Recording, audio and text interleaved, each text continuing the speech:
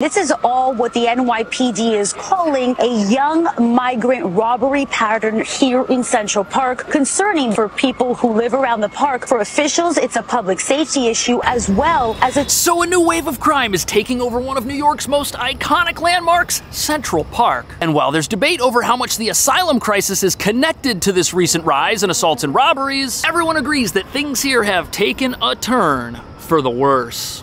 The number of robberies in Central Park has tripled compared to this time last year. The rise in robberies at least partly blamed on young migrants living in city shelters. You'll start to see the wolf pack. Savino says the suspects in these crimes are in large groups, what he calls wolf packs. They take off with things like wallets, phones, and bags. I don't tend to come to Central Park at night. I think we have a lot of, people sleeping in the park. The string of robberies is connected to young migrant men living in city-run shelters. Groups of suspects, up to a dozen young males at a time, are approaching victims in the park and robbing them. There's a big group of them, but they're really young. They were out at like 10:30 p.m., which is dark, and it's like a lot of people say don't go to Central Park after the sunset. According to the NYPD, robberies are up and assault felonies are up. It's tremendously concerning, and it's a new phenomenon not only to Central Park, but really to the area.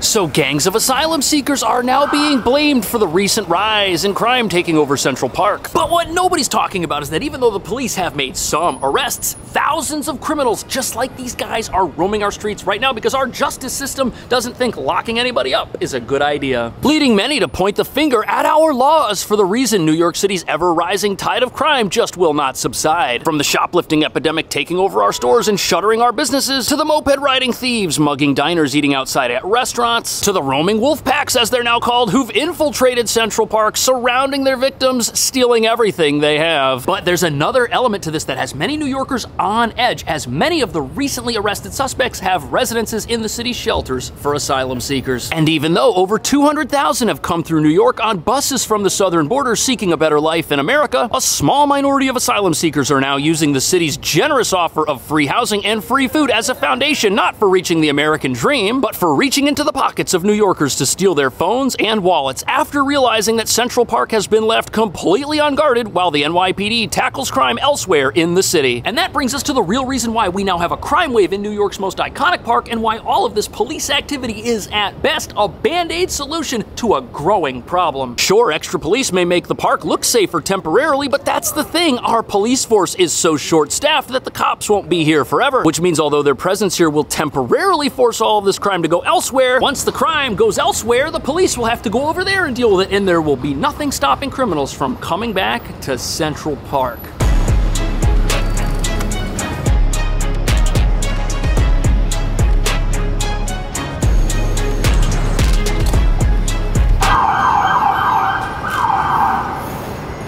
There's a $3,500 reward for information on one of the recent robberies. And the question on many people's minds is, how can a place as gorgeous and iconic and historic as Central Park be turned into a place where we've got these all over the place? And is this really happening because multiple asylum shelters are within walking distance of the park? Or is there something else at play here which is causing the rise in crime regardless? And why is it, with all of the cameras and technology watching this park 24/7, were there no police here when these crimes took place? Robberies year to date in the park have more than tripled. The rise in robberies at least partly blamed on young migrants living in city shelters. The mobile command post is here, and the officers will be here every single night until the department deems it's safe. So now, as you can see, we've got quite a police presence here in the park, complete with the mobile command unit, but now people are wondering, if this is what we need to keep people safe in the park, why wasn't it here already? Well, sadly, the reason for that is the New York Police Department is chronically understaffed. In fact, they lose about 200 officers a month to retirements alone. And before we get to how connected the asylum crisis may be to these recent robberies, you've got to understand that the police that you see here,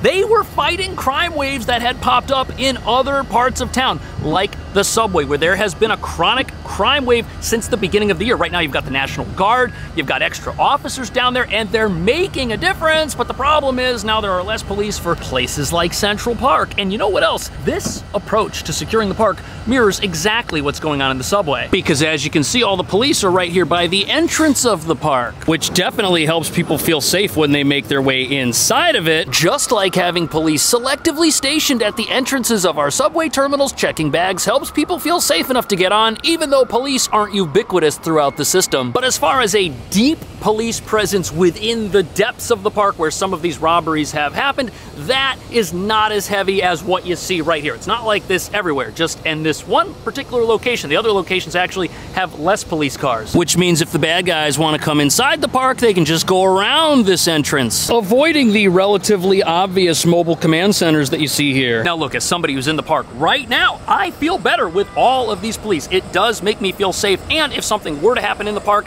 the response time would be a lot shorter than it would be had the police not been here already. But as you're about to see, that might not be enough to make everybody feel safe, because these criminals, they only need a few seconds to commit the types of crimes that have been putting the entire city on edge. You'll start to see, like I described, the wolf pack. Savino says the suspects in these crimes are in large groups, what he calls wolf packs, like this mugging on August 1st. He says they take off with things like wallets, phones, and bags. So you can imagine the feeling. So right away, this footage, this is extremely frightening, extremely disturbing. But it's important to understand we're talking about a minority of the asylum seeker population that the city is caring for, which is holding at around 65,000 individuals in the city's shelters. However, these attacks and the way they happen are absolutely shocking. You've got this massive group of people marauding through the park, and they surround a helpless, distracted victim and steal everything they have. And these attacks, they're not taking place on these wide roadways where you see this mobile command unit being set up. No, instead, they're taking place in areas of the park like this little pathway right here. It's very narrow. There's not a lot of room to move around. And there are areas of the park where you've got pathways like this very far from where a police car can get to. On these little pathways, you can only move forward, you can only move backwards, and if a big group approaches you, you're going to be surrounded with nowhere to go. Plus, several of the victims indicated that their assailants brandished weapons, or at least claimed to have weapons. And those reports follow reports of gang members infiltrating some of the city's shelters with weapons that they sneak through as food delivery items, which means that these very well may be armed gangsters in this park. He says many of the suspects in these crimes live in city-run migrant shelters, and their average age is just 15. Assistant Chief Savino said. So, news reports of teenage gangsters robbing people all over town, that predates the asylum crisis. But the frightening thing about these incidents is that a violent gang from Venezuela may be behind them. The man you see right here attacked 2 police officers in June with an unregistered weapon that he said he got from a gang that recruited him when he moved into one of New York City's asylum shelters. And what this could mean is that the same weapons being used to intimidate the vulnerable in New York City's shelters are now being used to intimidate vulnerable New Yorkers when they're in Central Park. But with all the police presence that you see now, the command centers, the cars, the flashing lights,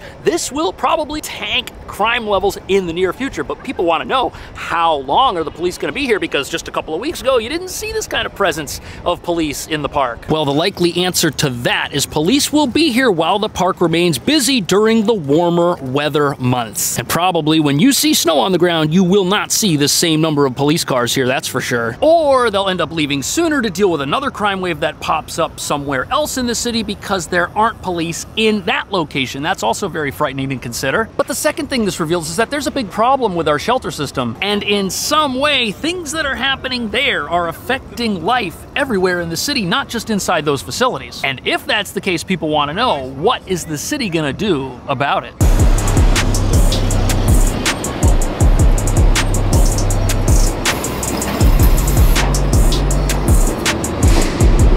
So here we are at the Roosevelt Hotel, a 1,000-room shelter for asylum seekers within walking distance of Central Park, where some of those arrested claimed to be living. But the shocking part is who it was that was arrested and exactly what may have led to them beginning a life of crime. Were you shocked to find out an 11-year-old was part of this? I think many of us were shocked, and this is all what the NYPD is calling a young migrant robbery pattern here in Central Park.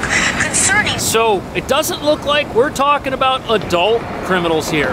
Now, to a lot of people, the idea of anyone living in a former luxury hotel who then decides to go out and commit crime is not a good one. In fact, there's no excuse or justification for stealing whatsoever because it's wrong. People shouldn't do it. But what's complicating things here is the criminals who were caught. They are so young that they may not be capable of making their own decisions with the same agency as a fully grown adult. And observers say the real problem contributing to this is the environment inside the shelter itself. But that raises its own set of controversies because this is one of the better shelters. The former luxury hotels like this and the Row Hotel, which is also within walking distance of Central Park, these are reserved for families, the single adults. They're the ones that live in the gigantic tent facilities where you just have a bunch of beds and large hangar-like spaces. This, you have private rooms, and if you were to rank our various shelters, this and the Row would probably be the best options. Furthermore, many of the families inside shelters like this are eligible for prepaid debit cards, which give $1,400 a month to families so that they can do things like buy food and supplement their nutrition. And what's controversial about this is all of those benefits that people getting here may have access to, those don't leave a whole lot of room for folks to claim hardship as the reason for why they went out and stole things. So why are the people who live here out stealing things? I'm not really surprised. I mean, they come here, they're desperate, and they don't necessarily get all the help that they were promised. And so, you know, they get desperate enough to start doing, you know, stuff. I mean, it's they're young kids too.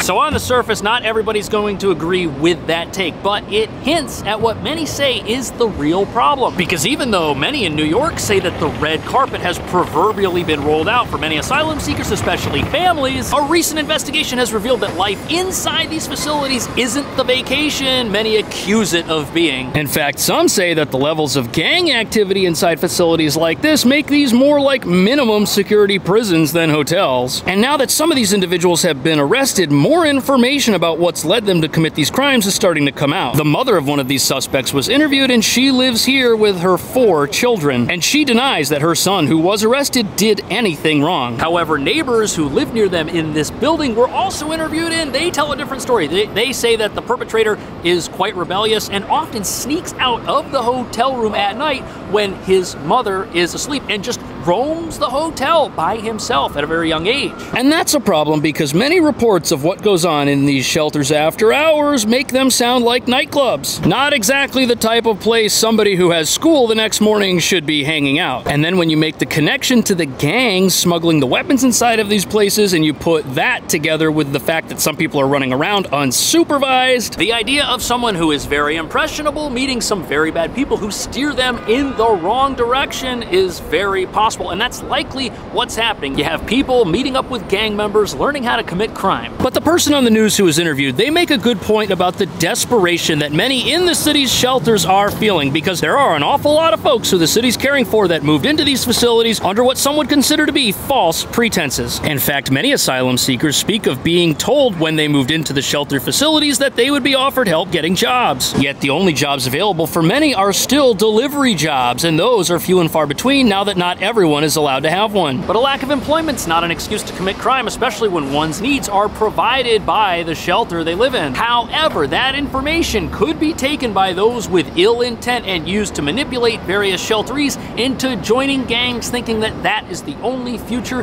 they can have. But this recent wave of crime in Central Park, what we're witnessing here is the product of a lawless environment being allowed to fester inside our shelter facilities by a city that doesn't run them in a safe manner. So cops are patrolling on foot, they're on horses, they're on bicycles, they're using drones, all to send the message that this will not be tolerated. In terms of the young migrant robbery pattern, what we're hearing is that there's at least 10 cases connected, again, here in the South. So now we get to the real issue here. The city wants to send the message that it will not tolerate crime. But when every criminal out on the streets goes back to their shelter, they're surrounded by other criminals who are committing other crimes, and nothing's being done about it. What kind of message are they receiving? Because we're tolerating plenty of crime where they live. In these shelters, you have violent gang members with weapons intimidating everyone who lives there. And now people whose parents are unable to supervise them are getting swept up into all of this, creating a terrible situation that hurts the majority of law-abiding asylum seekers in these facilities. But now the question is, what is the city going to do about this? Should they institute a curfew at shelters like the Roosevelt Hotel, just like they have at shelters shelters in New York's normal homeless system? Would something like that deter crime from happening via gangs at Central Park during the evening and night? And if the city really wants to send a message, what about the idea of prosecuting those who are caught with weapons? It's a 3.5-year minimum if someone's convicted. Yet a lot of times when someone who's caught with a weapon is arrested, those charges get dropped when they face a judge. And why isn't there better security at these places? Yes, there are police that stop by. Yes, there are metal detectors, but once you're inside the facility, perhaps the security apparatus in the hallways and in the stairwells should be upped. Because there are reports that people have been caught in the emergency stairwells, you know, the fire exits of facilities like this, doing things that people shouldn't be doing. And the real question is, aren't these supposed to be facilities that help people? Who's being helped by an environment of aggressive intimidation that is completely lawless? Especially now that crime is making its way out of the shelters and into parks like Central Park. Now we've got to divert thousands of dollars a day of police resources over to that location to stop that crime wave. And once the police eliminate it, the criminals will have figured out the next place, or path rather, of least resistance, and that's where there will be another crime wave. That's what's been happening for about the last year in New York. And it's a real shame, because what we've got here is a system that is incredibly expensive. These hotels cost millions of dollars a month to run and operate, yet the people inside of them are not benefiting from them the way that they are supposed to. What do you think about all that? How would you stop the crime wave that we've got in Central Park? How would you up security at these shelters that are supposed to be helping the less fortunate? Let me know. Thank you so much for watching. I'll see you in the next video.